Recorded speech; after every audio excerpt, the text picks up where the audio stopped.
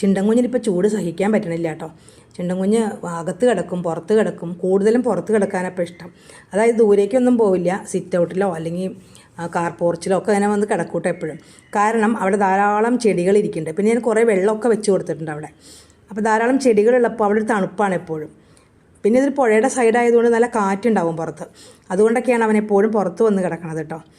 അപ്പോൾ എൻ്റെ ചെടികളും കൂടി ഇന്ന് നിങ്ങൾക്ക് ഞാൻ കാണിച്ചു തരാം. എല്ലാവരും കണ്ടിട്ടുണ്ടാവും. എന്നാലും ഈ ചെടികളും മരങ്ങളും ഒക്കെ വെച്ച് പിടിപ്പിക്കുന്നതിൻ്റെ ഒരു ഗുണം നമ്മൾ വേനൽ കടുക്കുമ്പോഴാണ് മനസ്സിലാക്കണത്. അതനുസരിച്ച് നിങ്ങളെല്ലാവരും കുറച്ച് ചെടികൾ ഉള്ള സ്ഥലത്ത് കേട്ടോ വെച്ച് പിടിപ്പിക്കാൻ ശ്രദ്ധിക്കണം. നമ്മുടെ ചെടികളൊക്കെ നമ്മുടെ പോർച്ചിലും അവിടെ ഇവിടെയൊക്കെ വെച്ച് പിടിപ്പിക്കുമ്പോൾ നമുക്ക് നല്ലൊരു കൂളിംഗ് ആയിരിക്കും ഈ നല്ല ചൂട് കാലത്ത്. പിന്നെ ഒരു കാര്യം ശ്രദ്ധിക്കേണ്ടത്, പാമ്പൊക്കെ വരാണ്ട് പാമ്പ് വരുമായിരിക്കും, പക്ഷെ നമ്മൾ ശ്രദ്ധയോടെ ചെടിച്ചട്ടിയിലൊക്കെ കൈയൊക്കെ നമ്മൾ ചെടികളൊക്കെ വൃത്തിയാക്കാനായിട്ട് നോക്കുന്ന സമയത്ത് കൈ ഇടുമ്പോൾ നമ്മൾ സൂക്ഷിക്കുക. നല്ലോണം ശ്രദ്ധിച്ചിട്ട് മാത്രം ചെയ്യുക കേട്ടോ. പ്രത്യേകിച്ച് ഈ സമയത്ത് നമ്മൾ പാമ്പിനെയൊക്കെ നന്നായിട്ട് ശ്രദ്ധിക്കേണ്ട ഒരു സമയമാണ്. ചെടികൾ അടുത്ത് വെച്ചു എന്ന് വെച്ചിട്ട് പാമ്പ് നമ്മളെ കടിക്കണമെന്നില്ല, പക്ഷെ നമ്മൾ ശ്രദ്ധയോടെ മുന്നോട്ട് പോകണമെന്ന് മാത്രം. എല്ലാവരും പറയും ചെടി വെക്കരുത്, പാമ്പ് വരുന്നൊക്കെ. ചെടി ഉണ്ടെങ്കിലും ഇല്ലെങ്കിലും പാമ്പ് വരും കേട്ടോ. അപ്പോൾ എല്ലാവരും സപ്പോർട്ട് ചെയ്തേക്കണം കേട്ടോ.